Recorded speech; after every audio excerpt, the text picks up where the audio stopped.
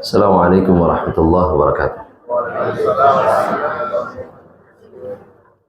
Hamdan katsiran tayyiban mubarakan fihi kama yuhibbu rabbuna wa yardah. Asyhadu an la ilaha illallah wahdahu la syarika lahu wa asyhadu anna Muhammadan abduhu wa rasuluhu fala nabiyya ba'dahu.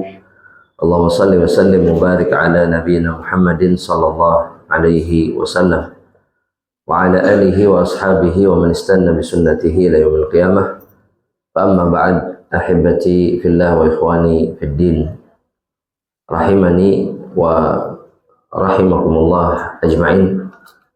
Pertama-tama minta maaf karena keterlambatan, tadi ada tetangga yang meninggal, jadi harus takziah terlebih dahulu. Dan yang kedua, kita bersyukur kepada Allah Subhanahu wa taala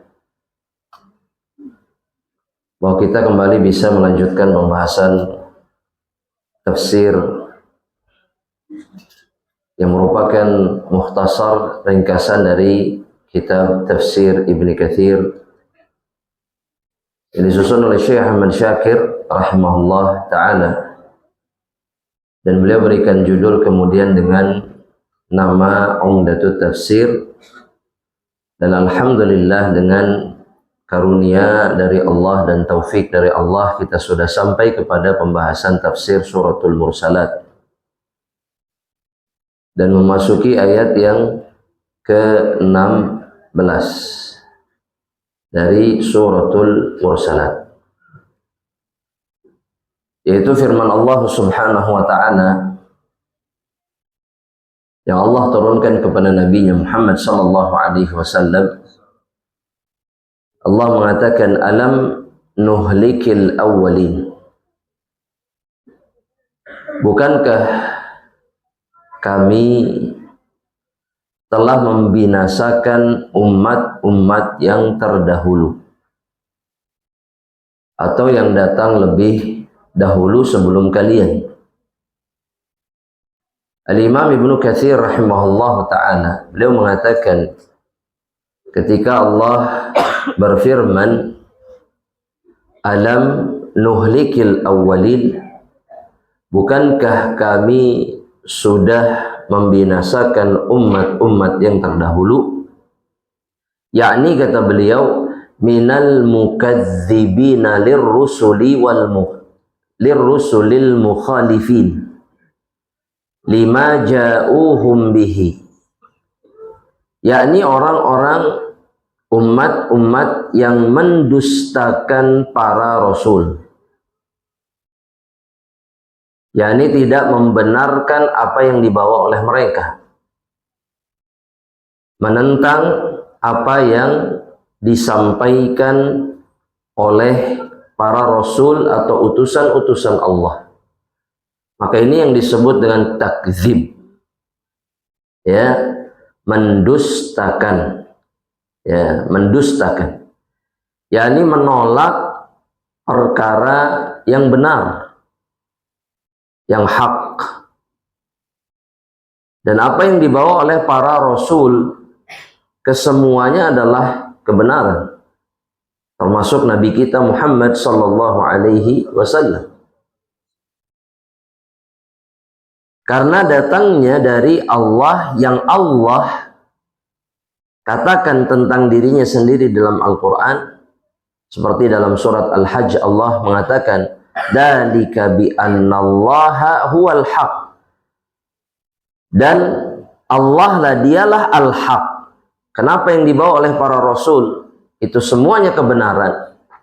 Karena Allah lah satu-satunya zat yang maha benar, yang telah menurunkan ayat-ayatnya kepada para rasul, sehingga tidak ada kebatilan sedikit pun pada apa yang dibawa oleh para rasul. Namun ada umat-umat yang kemudian mendustakan para rasul. Al-mukhalifin, umat-umat yang menyelisihi, khilaf, yakni menyelisihi, berbeda. Lama ja'uhum bihi, terhadap apa yang dibawa oleh para rasul kepada mereka. Dan Ahibati fillah, kata para ulama, yang kemudian menyebabkan umat-umat ini menyelisihi para rasul bukan karena yang dibawa para rasul itu batil. Perhatikan jamaah, tidak semua yang benar itu pasti diikuti. Tidak semua yang benar itu pasti diikuti.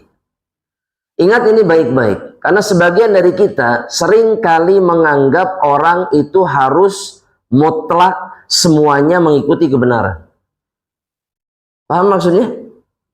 Terlebih apa yang kita sampaikan sama mereka. Seakan kita lupa para rasul saja itu diselisihi dan ditentang. Betul? Kemudian kita berdalihkan yang kita sampaikan benar. Siapa yang bilang salah? Tapi tidak semua kebenaran itu diikuti, diterima oleh manusia. Nah, tinggal kita menanyakan apa penyebabnya. Padahal benar. Satu, tulis satu. Karena Allah memang jadikan adanya musuh-musuh bagi kebenaran. Memang ada musuhnya. Betul? Betul nggak jemaah? Masya Allah. Ijma'an. Ada musuh-musuh. Apa dalilnya Allah jadikan bagi kita adanya musuh-musuh? Oh, apa dalilnya?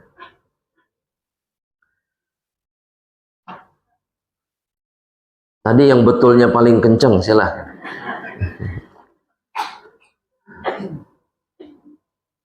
Dalam suratul An'am ayat yang ke-112.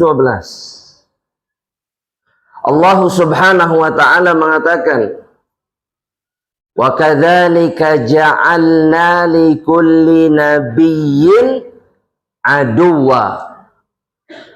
Dan begitulah kami jadikan bagi setiap nabi mereka memiliki musuh, syayatinal insi wal jin.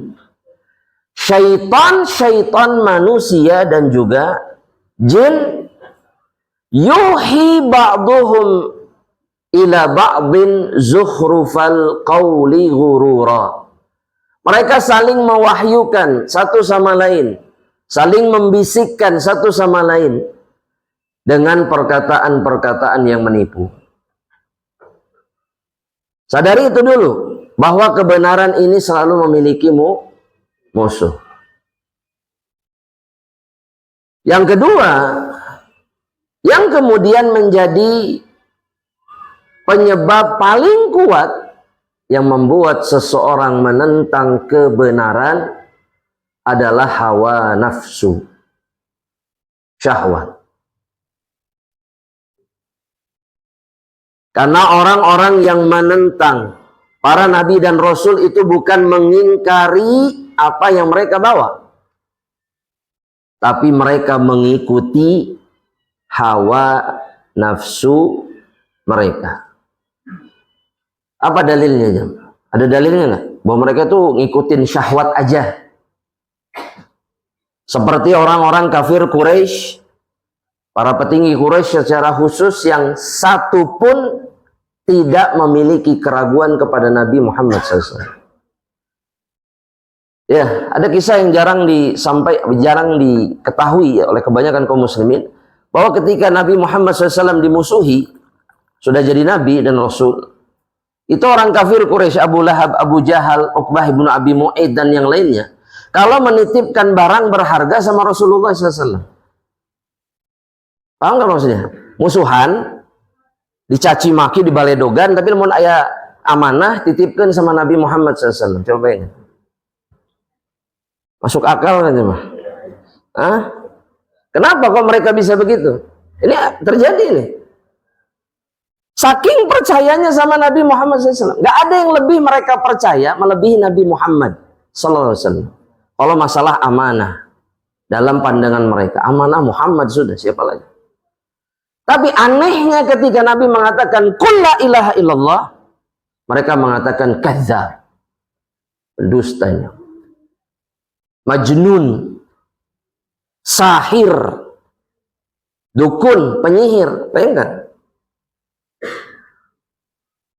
Dan semua itu karena mereka terlalu mencintai syahwat mereka. Sudah ketemu dalilnya jemaah? Sudah? Masya Allah. Oh belum. Tulis Al-Qasas, betul, Mumtaz. Ayat yang ke-50. Kata Allah Subhanahu wa ta'ala, dan Allah sedang menceritakan kufar Quraisy yang mendustakan Rasulullah SAW.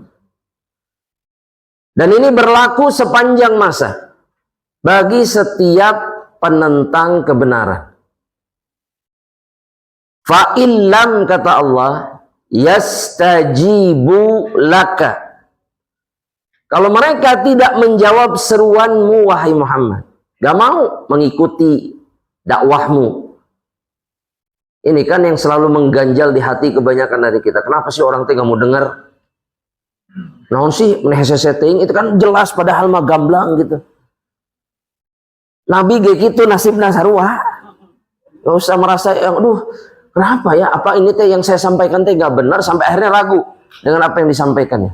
Teu benar sugannya meureun, benar. Kumaha teh? Ragu sendiri. La ilaha illallah. Para nabi saja yang sudah jelas-jelas mutlak kebenarannya, gak ada kesalahan, itu orang masih menentang. Dan Nabi katakan, kalau mereka tidak mau jawab seruanmu, maka kata Allah, fa'lam, ketahuilah oleh dirimu, annama yattabi'una ahwa'ahum, mereka mengikuti hawa nafsu mereka. Dan hawa nafsu itu urusannya nggak akan jauh dari apa? Kedudukan, harta, wanita, keturunan, apa lagi? Perut, kemaluan. Itu syahwat sudah nggak ada lagi. Ya. Maka kata Allah, orang-orang yang seperti ini keadaannya, waman adallu, siapa yang lebih sesat kata Allah? Mimmanit taba'a hawa, dari orang-orang yang mengikuti hawa nafsunya bighairi hudan minallah, tanpa ada petunjuk dari Allah. Orang kalau sudah mengikuti syahwatnya pasti menyimpang. Pasti. Orang kalau sudah syahwatnya kedudukan, pasti jauh dari kebenaran. Kalau dia di atas petunjuk, dia tidak akan melampaui batas dengan syahwat. Dapat alhamdulillah, nggak dapat maunya terdapat gitu ya. Khalas, alhamdulillah juga, ala kulli hal, khalas, takdir. Karena bukan itu obsesinya. Dan semua orang yang menentang para rasul hancur, binasa. Jadi ini cuma masalah waktu. Dan ini ancaman yang sangat berat dari Allah bagi mereka yang menentang para rasul dan apa yang dibawa oleh para rasul. Sekarang para rasul tidak ada, termasuk Nabi kita Muhammad SAW. Tapi apa yang mereka bawa masih ada. Yang Nabi kita bawa masih terjaga, tapi masih ditentang. Maka yang menentang, mereka diperingatkan yang dulu saja sudah Allah habisi. Ad, Samud, Tubba, Ahlu Madyan, kaum Lut, Sodom. Nama daerahnya Sodom di Palestina. Kalau dalam ini Sodom. Mana mereka sekarang? Atau madain soleh yang sekarang sering didatangin itu, meskipun bukan madain solehnya, tapi di satu wilayah di situ, maksudnya di satu provinsi. Mana? Atau kalau di Jordania ada namanya Petra. Kaum sehebat itu tidak ada satupun di antara mereka yang tersisa. Dan semua itu karena takdzibur rusul, karena mereka mendustakan para rasul. Tsumma nutbi'uhumul akhirin, kata Allah Subhanahu wa taala. Kemudian kami juga hancurkan orang-orang yang semisal dengan mereka. Ini ancaman berikutnya dari Allah. Jadi jangan pikir bahwa hancur atau azab yang berat, keras itu cuman kaum Ad, kaum Samud, enggak. Orang-orang yang semisal dengan mereka pun, sebagaimana dijelaskan Ibnu Katsir, mimman asbahahum, yang semisal dengan kaum yang sudah dibinasakan, itu pun akan dibinasakan sama Allah atau diberikan azab yang berat kepada mereka. Kalau umat Nabi Muhammad binasa, tidak seperti kaum Ad, Samud, karena Nabi pernah minta sama Allah agar umatnya ini nggak dihancurkan, dibinasakan seperti kaum sebelumnya. Diijabah sama Allah Subhanahu wa ta'ala. Tapi azab yang berat itu tetap ada. Ya, jelas? Apakah kita merasa aman? Kan antum mah tidak mendustakan para rasul.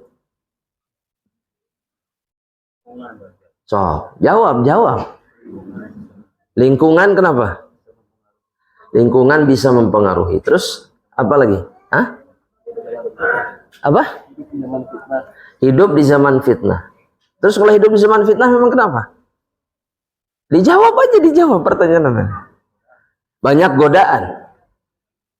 Yang menyimpang jauh lebih banyak. Dan yang jadi masalah, azab Allah itu tidak memilih orang. Ya, antum kan bukan nabi, bukan keluarganya nabi, yang sebelum turun azab disuruh pindah sama Allah kan? Kira-kira akan ada yang ngubungin antum ketika azab Allah mau datang? Pindah, peting iyo, pindah. Antum siapa? Kita siapa? Karena itu hanya dilakukan sama Allah kepada para nabi dan orang-orang yang dekat dengan para nabi, yang beriman. Tapi yang diwahyukan nabi, antum nabi? Bukan. Jadi kemungkinan tidak selamatnya pun besar, karena antum hidup di tengah-tengah manusia yang begitu banyak yang mengingkari para nabi dan rasul. Makanya dalam hadis riwayat Imam Ibnu Majah, Rasulullah SAW berkata kepada istrinya, ketika istrinya bertanya, anuhlik, apakah kita akan binasa, maksudnya akan hancur ya Rasulullah. Wa fina salihun, akan diazab sama Allah padahal masih ada orang-orang saleh? Iya. Karena sebagian dari kita hari ini merasa aman, karena merasa kita lebih baik dari saudara kita yang lain. Ada saya mah ke masjid, saya mah sholat 5 waktu, saya mah kajian, saya mah sedekah, saya mah zakat, saya masuk puasa sunnah. Apa gunanya? Kalau kemudian yang ingkar jauh lebih banyak, dan antum hidup di tengah-tengah mereka. Atau orang pindah kayak gitu mah, pindah kemana? Ke Kota Baru, Nah, jadi ke Kota Baru. Pindah kemana? So, pindah kemana? Oh, Madinah, Masya Allah. Madinah mau diazab. Betul, Madinah mau azab. Kapan mau pindah? Keheula terus. Banyak yang harus dipersiapkan. Terus apakah kalau di Madinah pasti selamat? Enggak juga. Tapi kan gak ada apapun kalau di Madinah, maka kata siapa? Kalau Dajjal datang, Madinah akan bergetar. Madinah akan gempa bumi. dan mengeluarkan semua orang munafik, orang kafir dari dalamnya. Dan kemudian apa yang terjadi? Mereka mengikuti Dajjal. Oh, itu mah kumaha tuh. Kumaha. Ya atau saya pasrah sama Allah Subhanahu wa taala. Begitu saja. Antum, kata Nabi Muhammad SAW, beliau mengatakan dalam hadis yang diriwayatkan Imam Al-Hakim dan yang lainnya, kata Nabi, la ta'muranna bil ma'ruf wa la tanhawunna 'anil munkar. Kalian wajib amar ma'ruf dan mencegah dari kemungkaran. Dan wafatlah dalam keadaan seperti itu. Itu yang kita lakukan di zaman fitnah. Bukan diam.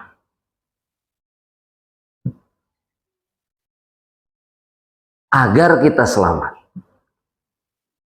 Dan tidak dibinasakan oleh Allah Subhanahu wa ta'ala sebagaimana Allah membinasakan orang-orang yang menentang para nabi dan rasulnya. Allah Subhanahu wa ta'ala kemudian mengatakan, kadzalika naf'alu bil mujrimin, begitulah kami memperlakukan orang-orang yang melakukan kejahatan. Mujrim. Para pendosa itu ya begitulah cara kami memperlakukan mereka. Allah kalau sudah menjumpai hambanya keterlaluan, Allah kirimkan azab. Kebangetan. Sudah melampaui batas. Coba tanyakan sekarang. Sekarang kita ini sudah melampaui batas atau belum? Sudah melampaui batas? Sudah. Berarti apa yang tersisa? Azab Allah. Ini yang harus kita khawatirkan. Kita sudah amar ma'ruf nahi munkar atau belum? Ada yang insya Allah sudah. Mayoritas belum, tapi lalaunan ngomong nanti belum.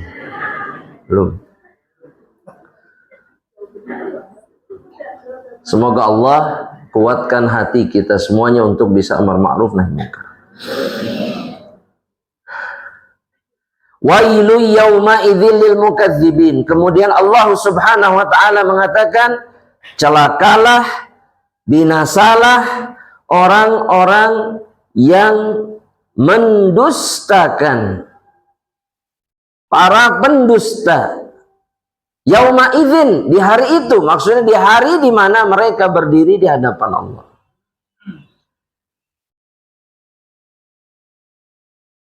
Dan Allah Subhanahu wa taala, kata Imam Ibnu Katsir, "Tsumma qala mumtannan ala khalqihi muhtajjan 'ala al-i'adah bil bada'ah." Dan kemudian Allah iqamatul hujjah kepada hamba-hambanya. Jadi setelah menyebutkan orang-orang yang mendustakan para rasul itu binasa, celaka, kemudian Allah mencoba memahamkan hambanya ini. Diajak mikir, iqamatul hujjah. Tegakkan hujjah atas mereka. Supaya mereka berpikir bahwa mereka itu telah diberikan kenikmatan yang begitu dahsyat oleh Allah, namun kemudian mereka mendustakan, dan kemudian mereka nggak yakin Allah akan memberikan balasan kepada mereka. Kan begitu keadaan orang-orang kafir itu. Ya, orang kafir itu sudah dikasih nikmat sama Allah, kemudian kebenarannya nggak diterima yang dibawa oleh para rasul, dan kemudian mereka nggak yakin dengan apa yang akan Allah lakukan kepada mereka. Ya, antum kalau meninggal, apa yang akan dilakukan sama Allah? Loh, antum kok nggak ada yang jawab? Allah akan melakukan apa sama kita ketika kita meninggal? Langsung hisab ini, langsung dihisab sama Allah? Enggak. Meninggal. Terus apa? Ditanya. Apa fungsinya nanya ini apa? Menentukan selamat atau tidak. Itu di dalam kubur. Karena setelah selesai nanya, para malaikat itu Maka yang bisa menjawab dilapangkan kuburannya, diluaskan, diterangkan, diberikan nikmat kubur. Yang nggak bisa jawab celaka.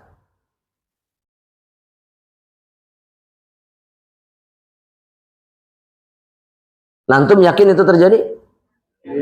Yakin? Apa yang membuktikan antum yakin? Oh, kekajian, Masya Allah. Terus apa lagi? Ibadah.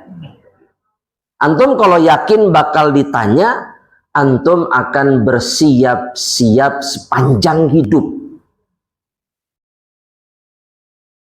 Itu aja sebetulnya sederhana. Jangan sampai begini, tahu hadisnya, tahu mau ditanya, tapi persiapan ala kadarnya. Sholat sunnah ente, iya ente, itu ente. Capek sedikit ketika ibadah, off-nya panjang. Ya, off-nya panjang. Ketika berhenti satu ketaatan itu berhentinya bisa lama. Padahal tahu akan ditanya di alam barzakh. Tahu bakal ditanya sama Allah. Jadi antum nggak bisa mengatakan begini, yakin, tapi buktinya nggak ada. Maka ucapan saja tidak ada manfaatnya. Ya. Kemudian, jamaah rahmatullah Allah. Kata Allah begini, bukankah kami telah menciptakan kalian min ma'in mahin, dari air yang hina. Yang dimaksud dengan hina, kata Ibnu Katsir, dha'ifun hakirun, lemah, hina bin nisbah, jika dibandingkan dengan qudratil bari azza wajal. Jika dibandingkan dengan kekuasaan Allah, dengan Allah Rabbul Alamin. Paham maksudnya? Yang menciptakan sama yang diciptakan. Yang diciptakan sangat hina, yang menciptakan sangat mulia. Dalam ayat yang lain, air yang menjijikkan. Coba pikir ya, kita tuh berasal dari air itu. Terus apa yang mau dibanggakan gitu? Ketika dewasa, tua, kuat, punya kedudukan, punya kekuasaan, petantang, petenteng, asal mulanya apa? Terus ketika keluar, kata seorang salafus soleh, namanya Ahnaf ibnu Qais, seorang tabi'in atau tabi'in. Beliau mengatakan, apa yang dibanggakan oleh manusia ketika sebenarnya ketika dia keluar ke dunia, yakhruju min makhrajil baulir ratin, dia keluar dari tempat yang berdekatan dengan keluarnya air seni yang najis. Apa yang mau dibanggakan? Dari situ dia keluar. Apa yang mau disombongkan, kata beliau.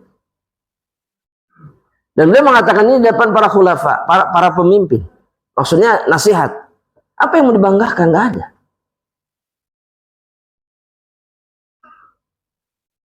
Ya, karena sadar tidak sadar, sering kali kita itu menganggap diri kita itu istimewa. Lebih dari orang lain. Betul? Betul nggak? Padahal asal mulanya, asal mulanya dari air yang hina, kata Allah. Faja'alnahu fi qararin makin, kemudian kami jadikan dia berada di tempat yang kokoh. Kata Ibnu Katsir, jama'nahu fi rahim. Di mana? Rahim. Rahim itu tempat yang sangat kokoh. Ya. Nempel di situ janin itu sampai berapa bulan? 9 bulan tidak keluar, sampai 9 bulan. Maksudnya sebelum 9 bulan nggak keluar. Mau jalan kaki, mau loncat, mau tidur, di situ aja kan.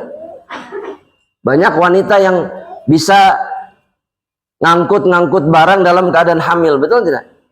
Betul tidak? Masih dagang, masih dorong roda, masih ngangkat bakul, masih naik turun gunung. Padahal ini yang dimaksud dengan qararin makin. Kita nggak bicara kasus-kasus yang berbeda, enggak. Tapi kalau sehat walafiat, janin di perut wanita itu sulit dikeluarkan. Kokoh dia di tempatnya. Hafizun lima auda'a fihi minal ma. Rahim yang menjaga apa yang Allah simpan di dalamnya dari percampuran air antara air laki-laki dan perempuan. Ila qadarin maklum, sampai waktu yang ditentukan. Kata Ibnu Katsir 6 sampai 9 bulan. Karena para ulama mengatakan masa kehamilan tercepat itu 6 bulan. Maksudnya sampai melahirkan 6 bulan atau 9 bulan, meskipun ada yang lebih dari itu. Ada yang lebih dari itu? Banyak. Ada yang sampai 1 tahun? Ada. Saya 1 tahun di dalam kandungan ibu saya. Iya, serius.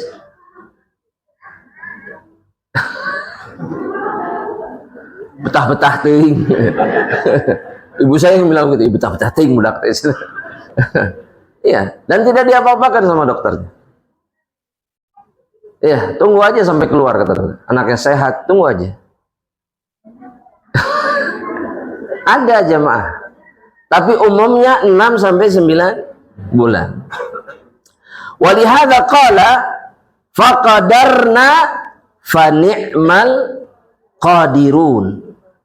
Maka kami tentukan, tetapkan ketetapan, dan kamilah sebaik-baiknya penetap ketetapan.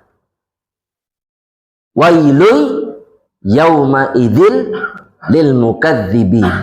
Celakalah pada hari itu bagi orang-orang yang mendustakan. Allah sedang menyebutkan bagaimana Allah memberikan kenikmatan kepada mereka. Kalau mereka tidak jadi bayi dan lahir di dunia ini, apa yang mereka dapat? Kenikmatan apa yang mereka rasakan? Antum kalau nggak hidup di dunia bisa merasakan nikmat? Nggak bisa. Jadi lahirnya kita di dunia itu sudah nikmat yang sangat luar biasa yang dikasih sama Allah. Ya, bisa pinter, bisa kaya, bisa berkuasa, bisa menikmati segalanya. Semuanya kata Allah, Allah yang menetapkannya. Bisa senang, bisa punya anak banyak, bisa punya istri banyak. Betul? Wush, kata ibu, wush. Wush, bahaya itu, bahaya. Iya, pasti bahaya sudah. Enggak, bisa punya istri solehah, nggak jadi istri banyak. Istri solehah, tapi nggak satu. Oh itu, bukan saya yang bilang itu. Iya. Subhanallah. Takdir Allah subhanahu wa ta'ala. Karena banyak orang yang merasa apa yang dia dapat itu hasil tangannya. Apapun itu. Saya. Ini hasil perjuangan saya bertahun-tahun. Jerih. Keringat. Ngucur. Tulang. Kepala jadi kaki. Ngecengkang atau itu. Saking seriusnya terhadap iya hasilnya teh. Hasil perjuangan. Sombongnya luar biasa. Wallahi sombong. Seakan Allah nggak punya peran sedikit pun. Ya, saya pernah diceritakan guru saya, dosen saya dulu. Beliau punya sepupu keturunan Uwais Al-Qarni. Keturunan siapa? Uwais Al-Qarni. Punya sepupu kata dia, mobilnya di garasi ada 500. Serius? Ada 500. Belum selesai ceritanya. Kata beliau ingin menunjukkan bahwa semuanya itu pemberian Allah. Kata beliau, padahal sepupu saya ini menghitung uang yang ada di sakunya saja, dia nggak bisa. menjumlah. Ini ada berapa lembar terus jadi berapa? Dia nggak bisa. Paham nggak maksudnya? Bukan saking banyaknya, saking sebetulnya, mohon maaf, tidak cerdas gitu. Ada kekurangan dengan pikirannya, tapi kayaknya segitu. Kamu mau pinter, wah, ayah weh, bisa, ayah. Dan dia orang yang biasa aja. Maksudnya usahanya biasa aja, tapi rizkinya luar biasa. Jadi udahlah, sudah. Ingat-ingat bahwa semuanya Allah yang menetapkan, Allah yang ngasih, Allah yang memberikan. Tapi kemudian kita mendustakan semua apa yang Allah berikan, atau kita mendustakan apa yang dibawa oleh para rasul. Banyak orang yang mengucapkan alhamdulillah atas nikmat Allah, tapi ajaran rasulnya dia tentang, nggak mau. Betul? Betul? Saya nggak mau. Ai kudu kieu mah asa teu kieu teh syariat teh. Padahal yang memberikan nikmat siapa? Allah. Ya, dunia ya jamaah. Dunia itu membutakan mata batin dan mata zahir. Dua-duanya buta oleh dunia. Ya, antum kalau sudah memandang dunia seseorang secara zahir, antum lupa dengan keburukan-keburukannya. Kalau sudah terpukau dengan mata ini nih, dan kalau antum sudah terpukau dengan mata batin, antum lebih celaka lagi. Kalau sudah yang dipandangnya dunia. Kemudian Allah mengatakan, alam naj'alil arda kifata. Ini Allah masih menyebutkan kenikmatan-kenikmatan. Bukankah kami telah menjadikan bumi sebagai apa? Tempat berkumpul, kifat. Ibnu Abbas mengatakan kannan, dia tempat yang mengumpulkan, tempat yang menyimpan kifat itu.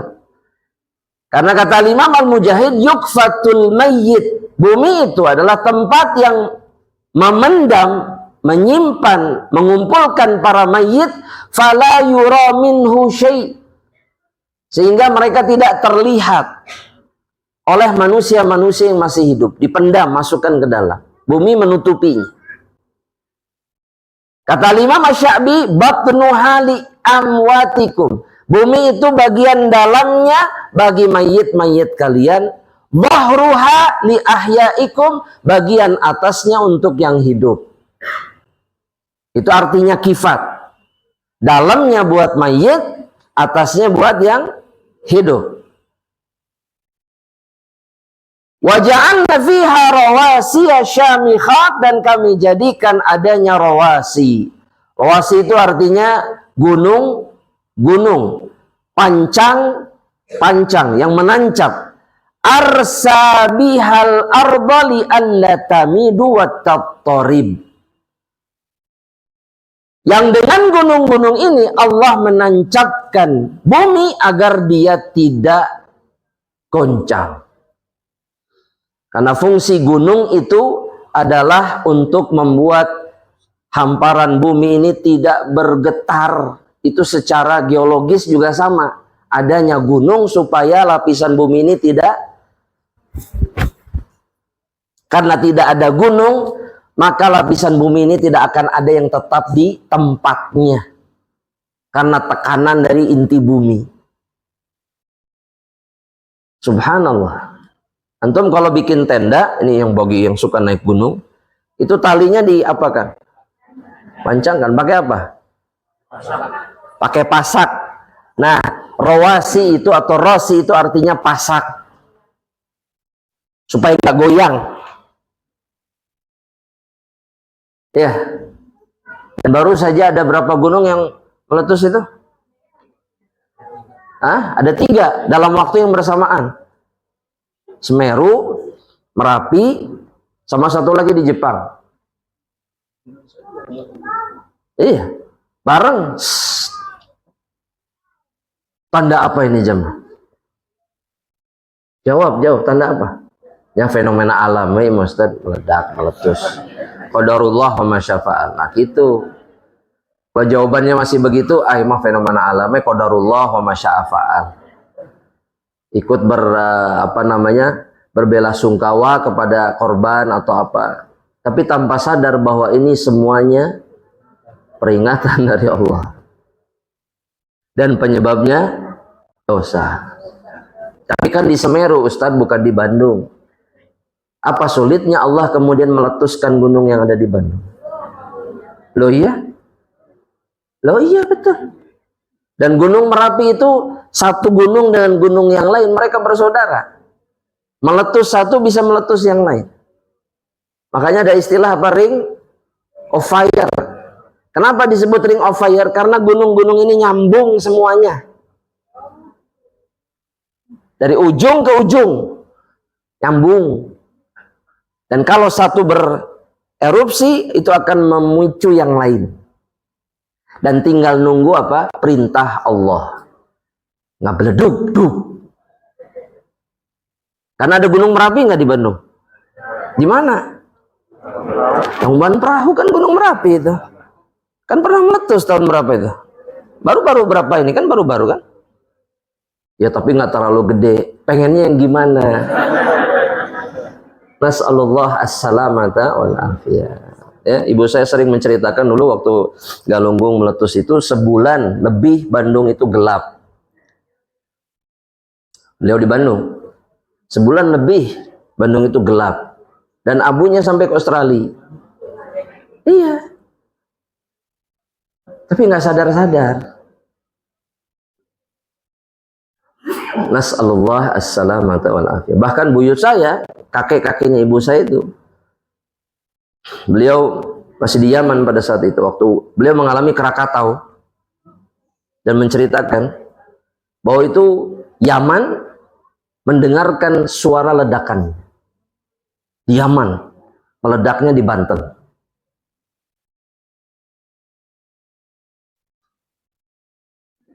Allah kalau sudah ingin memberikan peringatan kepada manusia, maka Allah bisa melakukan apa saja.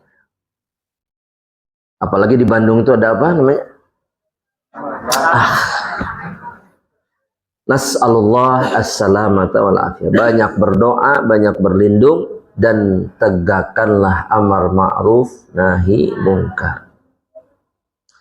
Kita lanjutkan jemaah. Nasallallahu alaihi wasallam.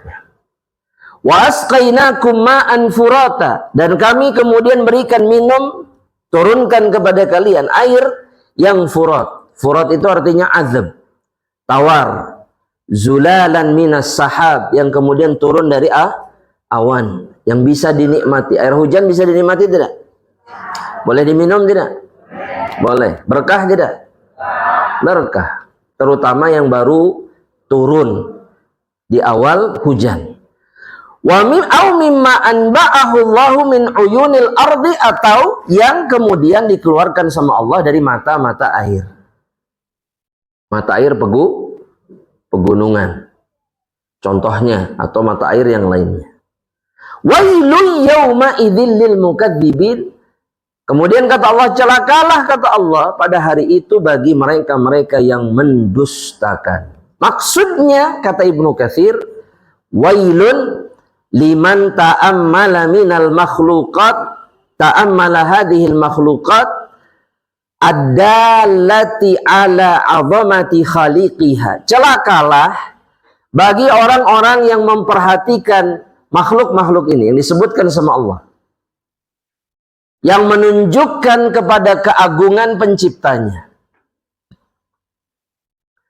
Tsumma ba'da dzalika, namun setelah itu, yastamirru ba'da hadza, yastamirru, dia tetap ala takdzibihi wa kufrihi, dia tetap mendustakan dan kufur. maka merekalah yang binasa, merekalah yang celaka. Dan di antara sunnah, ya, di antara sunnah orang-orang yang beriman itu adalah memperhatikan ciptaan-ciptaan Allah. Ya. Seperti yang Allah sebutkan dalam surat Al-Imran, alladzina yadhkurunallaha qiyaman wa qu'udan wa 'ala junubihim. Mereka-mereka yang mengingat-ingat kebesaran Allah, berdiri, duduk di atas punggung-punggung mereka, di atas lambung-lambung mereka, dan kemudian mengatakan Rabbana ma khalaqta hadza batila. Ya Allah, Engkau tidak menciptakan ini secara batil. Ya. Jadi ini sunnah, memperhatikan kebesaran Allah. Wah, ini gunung, Masya Allah. Oh, ini pohon luar biasa. Oh, ini binatang ajib. Ya. Demi apa? Demi mengingat keagungan Allah.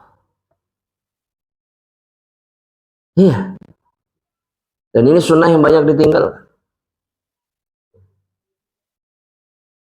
Sedangkan Nabi Muhammad SAW itu selalu mengingatkan para sahabatnya tentang keagungan ciptaan-ciptaan Allah. Dan betapa khawatirnya Nabi Muhammad SAW ketika melihat ada perubahan dalam ciptaan Allah, seperti berubahnya langit menghitam, besarnya angin. Nabi itu takut. Karena Nabi sadar makhluk-makhluk ini musakhkhar, dikendalikan sama Allah. Nabi takut Rabbnya kemudian menjadikan makhluk-makhluk ini sebagai wasilah azab. Makanya Nabi kalau gelap, Nabi itu berlindung dari azab Allah. Kalau gelap nih langit, kalau kita makan sering ya, Bandung sering hujan, sering gelap langitnya. Terus apa yang kita katakan? Aduh hujan, poek, wah jemuran mau garing-garing imah, dan seterusnya, hujan wae dan seterusnya. Tapi nggak pernah kemudian ketika menghitam berlindung kepada Allah. Kenapa? Karena Allah telah membinasakan umat sebelumnya dengan hujan. Nabi Nuh hujan sehingga banjir. Ad dan Samud itu bukan hanya angin, turun hujan juga segede-gedenya. Bedanya orang yang betul-betul beriman dan yang tidak itu terlihat di sini. Ya. Dan ketika kita tidak menyadari nikmat-nikmat ini dan tidak memperhatikan makhluk-makhluk Allah, maka sangat besar kemungkinannya kemudian kita mengkufuri Allah Subhanahu wa ta'ala. Kemudian Allah mengatakan intaliqu ila ma kuntum bihi tukadzibun. Kata Ibnu Katsir, yaqulu ta'ala mukhbiran 'anil kuffar. Allah Subhanahu wa ta'ala mengabarkan tentang orang-orang kafir, al-mukadzibin, yang mendustakan, bil ma'ad, hari kembali, wal jaza, dan hari pembalasan, wal jannati wan nar, dan kemudian mendustakan surga dan neraka.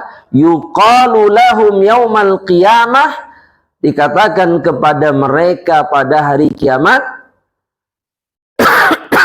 intaliqu, pergilah kalian,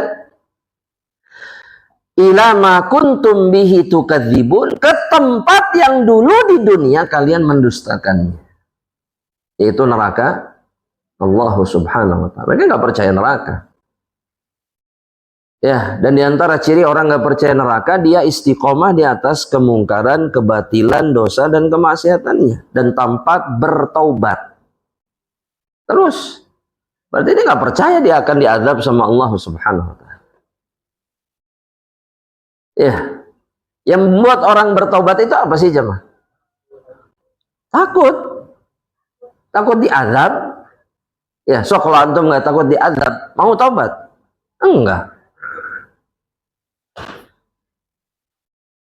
Maka ini ciri mukadzib.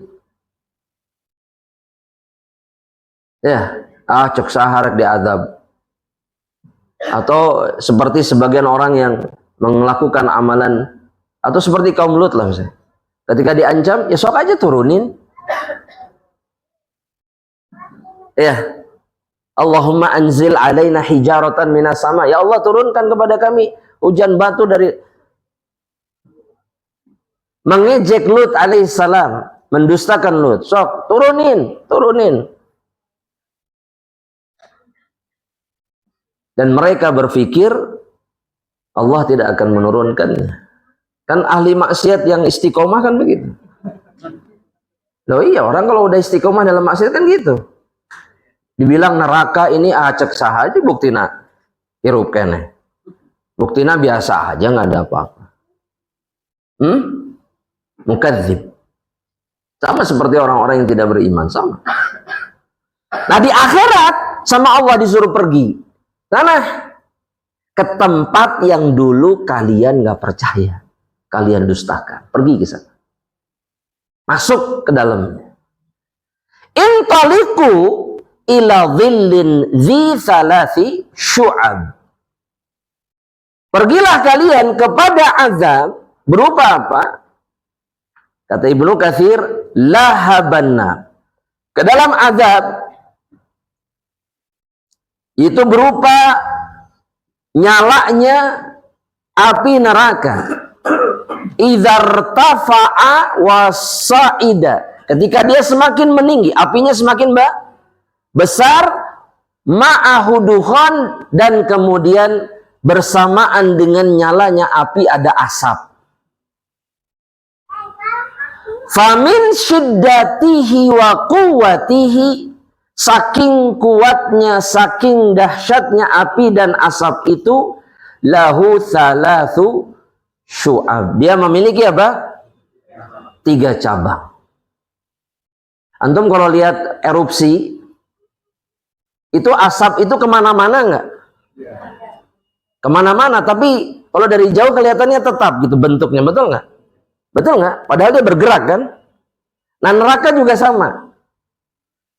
Ada 3 cabang mirip seperti itu, membumbung gitu, saking itu satu saja sudah dahsyat. Antum kalau lihat jes ke atas 1, betul? Nah di neraka itu sampai 3. Saking dahsyatnya. Gambarannya begitulah supaya kita punya. Tapi di neraka jauh lebih dahsyat. Paham maksudnya? Ya, antum melihat yang di TV saja sudah, waduh, apalagi yang mengalaminya, betul? Betul? Apalagi di dalam neraka Allah Subhanahu wa ta'ala. Kata Allah, la dhalilin. Tidak ada tempat, tidak ada sesuatu yang bisa jadi naungan dari panasnya dari asap tersebut.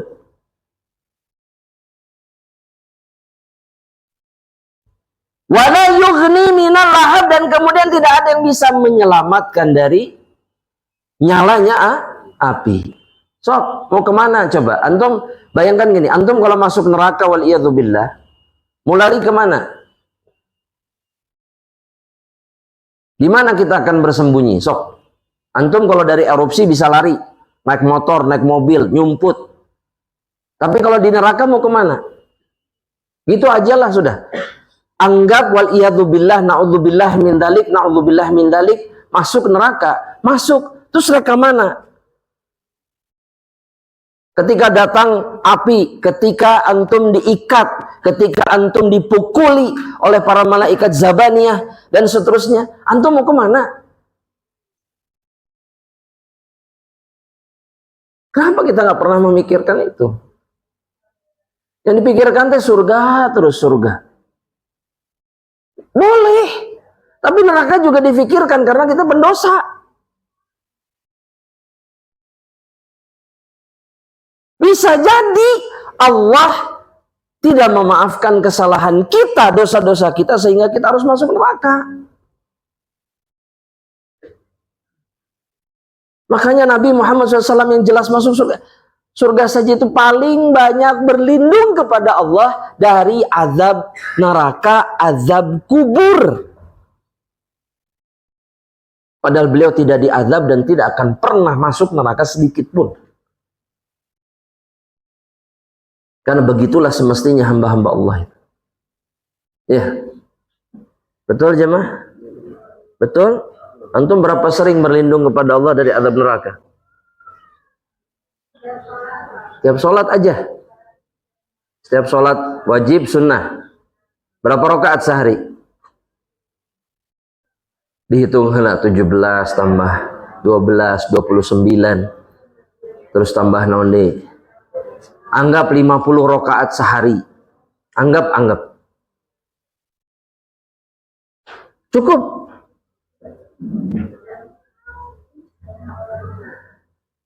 Hanya Allah yang tahu berapa seringnya kita membaca itu. Alhamdulillah, berarti sering banget.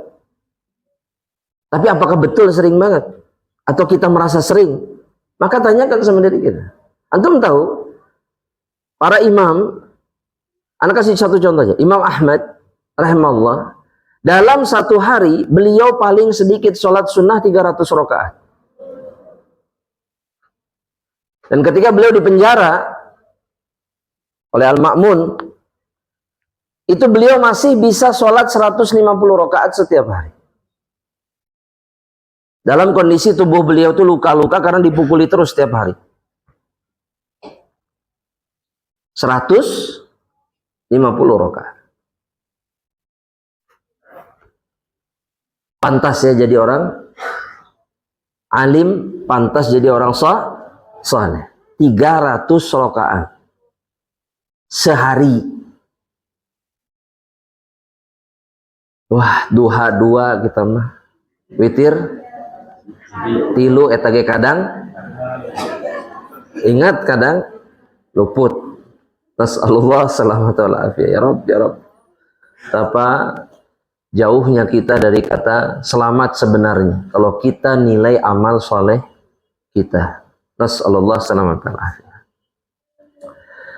Ya Allah. Kata Imam Ibnu Katsir, la yaqihim harral lahab. Tidak ada naungan yang bisa melindungi mereka dari panasnya nyalanya api.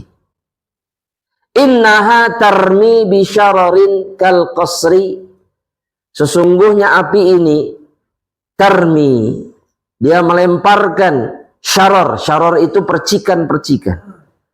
Kal qasri yatatayarus syarar min lahabiha kal qasr. Percikan apinya di neraka itu besarnya, percikannya doang, itu besarnya seperti benteng, seperti istana. Percikan itu. Kan api kalau nyala besar kan ada percikan-percikannya, betul? Nah itu percikannya sebesar apa? Jadi kalau di Arab itu kalau disebut hisan, ada namanya hisan, itu artinya istana. Jadi ada benteng besar di depannya, ada bangunan di belakang. Ya, antum pernah lihat istana? Anggap gini aja, istana yang antum pernah lihat di Bogor atau di Jakarta misalkan. Anggap istana tuh segede gitu ya. Nah itu tuh percikan api neraka tuh sebesar itu. Gitu. Anggaplah seperti itu. Percikannya doang, apinya, alas, antum lebih paham. Apalagi yang suka lihat api unggun kalau di kegelapan malam itu sudah tahu. Api, percikan, dan seterusnya. Harusnya rasa takutnya sama neraka semakin besar. Ketika lihat api menyala-nyala, berem, kadang biru ya. Dan api itu kalau semakin panas warnanya apa? Hitam. Dulu ada kawan, intinya dia punya teman gitu kerja di pabrik semen. Kan tungku semen itu kan panasnya sampai 5.000 derajat. Tungku yang buat ngebakar itu. Jatuh ke situ. Oh lah selesai. Seketika, dan ketika dimatikan itu baru dingin seminggu kemudian. Tidak dijumpai apapun dari jasad.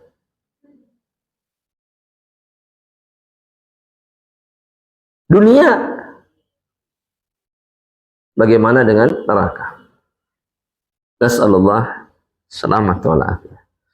Kata kata Ibnu Mas'ud radhiyallahu taala anhu, kal husun. Qasr ini artinya seperti husun, seperti istana-istana di kalangan bangsa Arab. Wa qala Ibnu Abbas, Qatadah, Mujahid wa ghairuhum yakni usulus syajar. Atau juga qasr itu maknanya adalah usulus syajar, akar pohon yang besar. Percikannya itu. Jadi banyak penafsiran tentang ini. Ka'annahu jimalatun sufr. Besarnya seperti besarnya ibil as-sud, seperti besarnya unta yang hitam. Unta hitam itu besar. Biasanya fisiknya besar. Jadi unta jenis unta yang besar gitu. Jadi percikannya saja sebesar itu. Pokoknya besar berarti percikan-percikannya. Atau juga ada yang mengatakan percikannya jimalatun sufr itu artinya hibalus sufun, seperti tali-tali perahu atau kapal laut yang besar. Tali kapal laut itu besar atau kecil? Besar. Apapun maknanya, maka jika percikannya sebesar ini, bagaimana dengan dahsyatnya api yang menyebabkan percikan ini?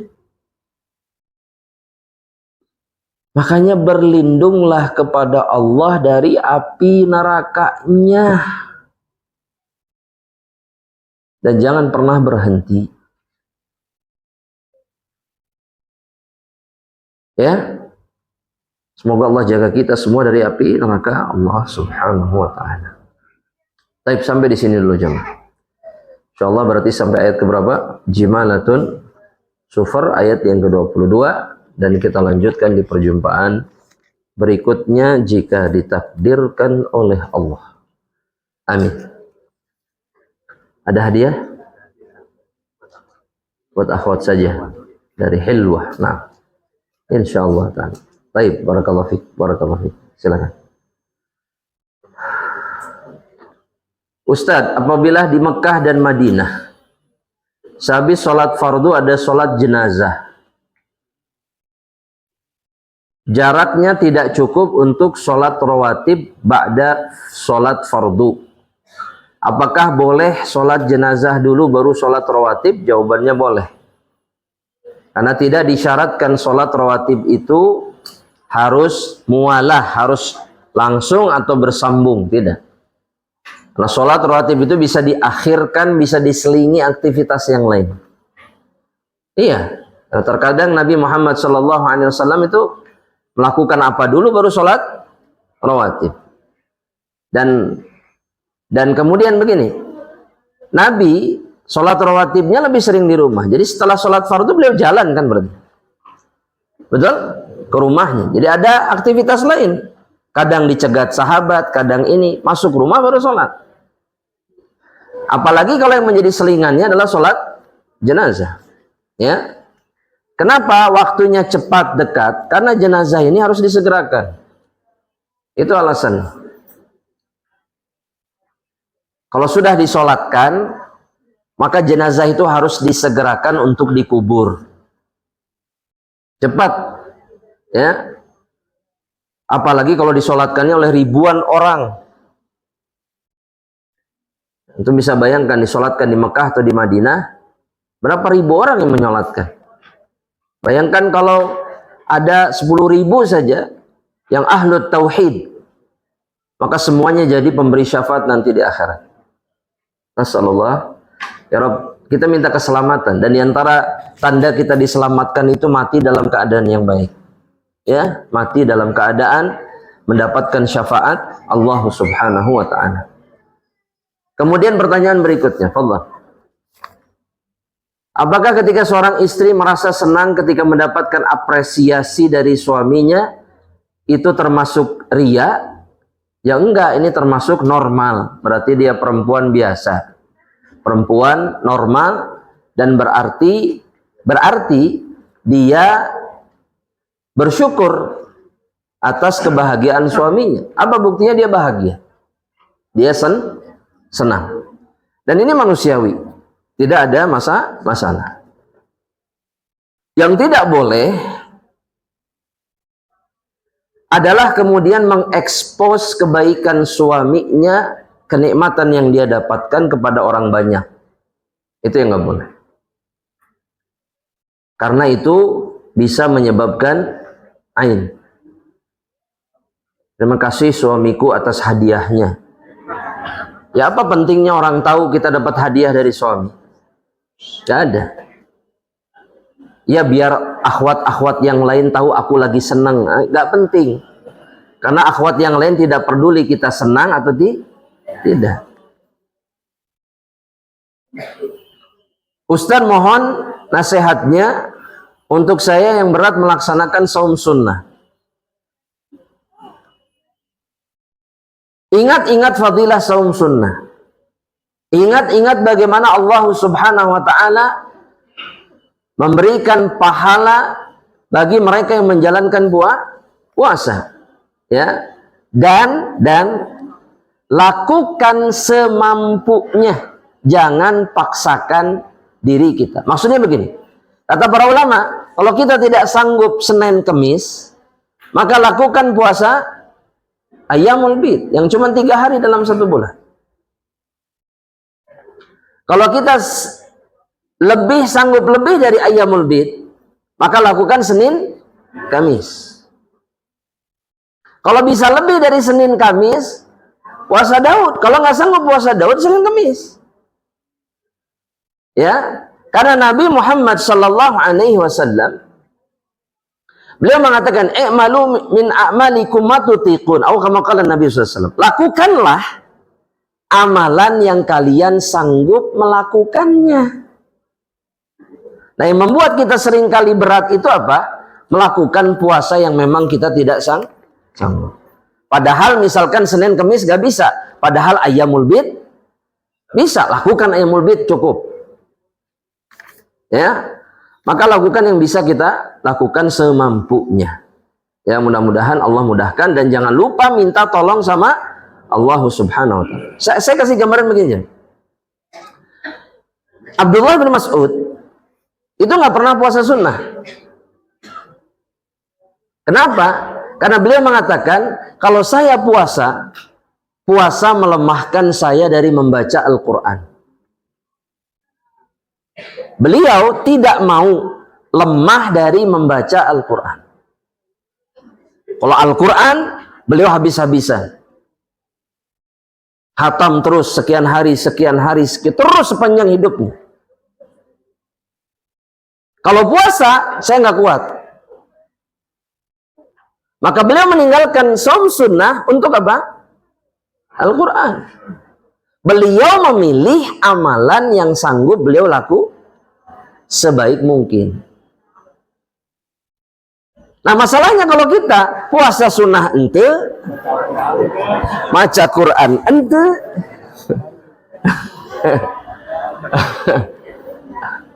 dan seterusnya.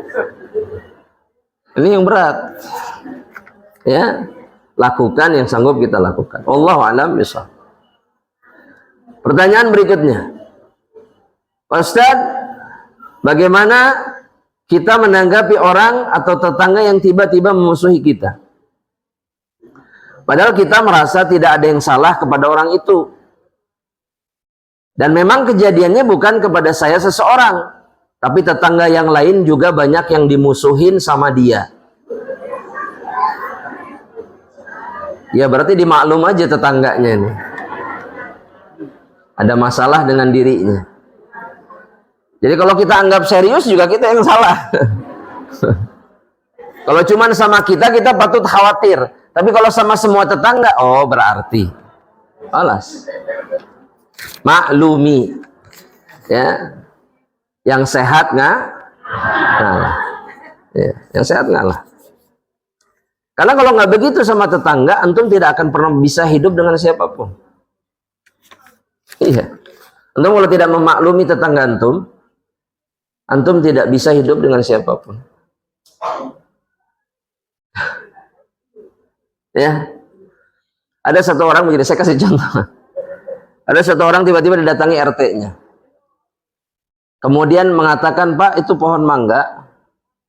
Ada pohon mangga depan rumahnya. Pohon mangga ngalangin jalan." Padahal enggak sebenarnya. Dan orang-orang banyak yang merasa terganggu. Bahasanya gitu. Ada laporan ke saya. Akhirnya dibabat tuh pohonnya. Padahal sedang berbuah. Dibabatlah si pohonnya. Sudah ridho nih si orang ini. Ternyata yang melaporkan cuma satu orang. Siapa? Tetangga sebelah rumahnya persis. Tetangga tuh Masya Allah gitu. Ya, jadi nggak ada yang laporan sebetulnya. Ilah orang itu. Padahal orang ini yang menghabiskan mangga tetangganya. Serius. Ini kisah nyata aja mah. Kelakuan tetangga itu luar biasa. Subhanallah. Nah, kalau nggak dimaklumi, kita tidak bisa hidup dengan siapapun. Sedangkan hak tetangga besar. Ya, wallahu a'lam bishawab. Pertanyaan berikutnya, apakah benar jika berdoa setelah sholat fardu itu bukan merupakan sunnah?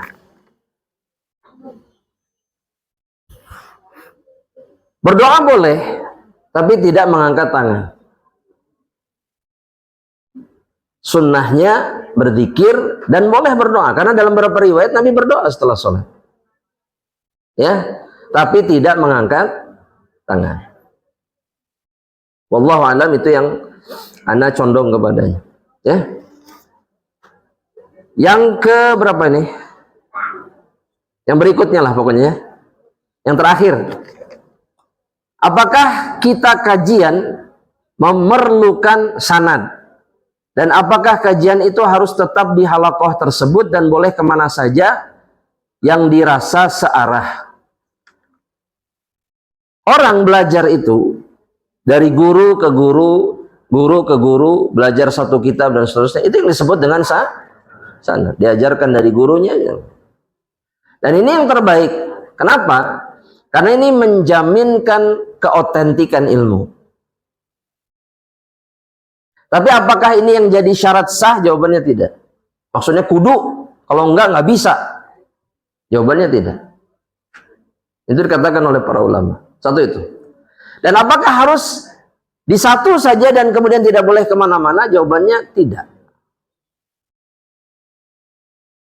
Karena perintah menuntut ilmu itu bukan hanya ke satu guru, tapi kemana saja, kepada siapa saja, selama ilmu yang diajarkannya benar. Makanya kalau antum lihat para ulama, tidak ada yang gurunya cuma satu. Imam Bukhari 1000. Imam Bukhari berapa? 1000. Ada imam namanya Ibnu Mandah, gurunya 1300. Di zaman sekarang ada nggak yang gurunya sampai ribuan? Ada. Seperti Syekh Shalih Al-Utsaimin, namanya gurunya 1200 orang atau kurang lebih segitu. Iya. Iya jamaah, penuntut ilmu ulama mah gitu. Belajar teh gitu. Jadi ilmunya banyak. Karena ilmu itu tidak tersimpan, kata para ulama, pada satu orang. Allah tidak menyimpan satu ilmu hanya kepada satu orang. Kayak misalkan Syekhul Islam, muridnya banyak. Ibnu Qayyim, Ibnu Katsir. Tapi Ibnu Katsir, Ibnu Qayyim gak hanya belajar sama Syekhul Islam. Gurunya banyak. Meskipun Syekhul Islam guru mereka yang paling alim. Yang paling baik ketakwaannya dan seterusnya. Tapi mereka belajar sama yang lain. Ya, dan ilmu itu diambil di mana saja. Ya, karena ada dalam satu atsar disebutkan al-hikmatu dhalatul mu'min. Hikmah kebaikan ilmu itu adalah barangnya mukmin yang hilang. Paham nggak? Jadi dimanapun dia menemukannya ambil. Antum kalau ketemu barang antum yang hilang, diambil nggak sama antum? Ambil. Di mana aja. Sendal anak ya. Nulengit di Masjid Ar-Rahman, ternyata ada di Masjid Al-Jabar, ada di Gede Bage. Nah, itu dia sendal anak. Misalkan. Diambil mau? Diambil. Yakin 100% ini sendal anak. Soalnya ada foto anak di dinya. Misal, ya kan mungkin aja. Ayo, oh iya, no anak pisan. Halas. Diambil nggak? Nah, orang mukmin itu kayak begitu. Di mana dia menjumpai perkara yang berharga bagi dirinya, diambil. Yang punya dia, haknya dia. Ilmu itu hak kita, bukan hak kita. Diambil sama dia. Mudah-mudahan jelas ini jemaah ya. Jadi jangan kemudian ta'assub berlebihan, tidak boleh. Kemudian membatasi padahal butuh lebih, nggak boleh juga. Ya, karena ilmu itu tidak Allah simpan pada satu ulama, satu ahli ilmu, tidak. Allah berikan ilmu ini kepada banyak sekali hambanya, maka ambillah dari mereka. Semuanya, semampu yang bisa kita lakukan. Ya, dan mudah-mudahan Allah mudahkan. Cari ilmu, ngambil ilmu itu baru satu perkara. Tinggal perkara berikutnya apa? Amal. Itu yang harus jauh lebih serius lagi. Ya, mudah-mudahan Allah mudahkan semuanya. Sampai di sini, mudah-mudahan Allah rahmati semua apa yang kita lakukan insyaallah di hari ini, dan Allah ampuni dosa-dosa kita insyaallah. Ya, dan masukkan kita ke dalam surga, dan Allah bebaskan kita dari nerakanya. Amin. Kita akhiri dengan doa kafaratul majlis. Subhanakallahumma bihamdika asyhadu an la ilaha illa anta astaghfiruka wa atubu ilaik. Assalamualaikum warahmatullahi wabarakatuh.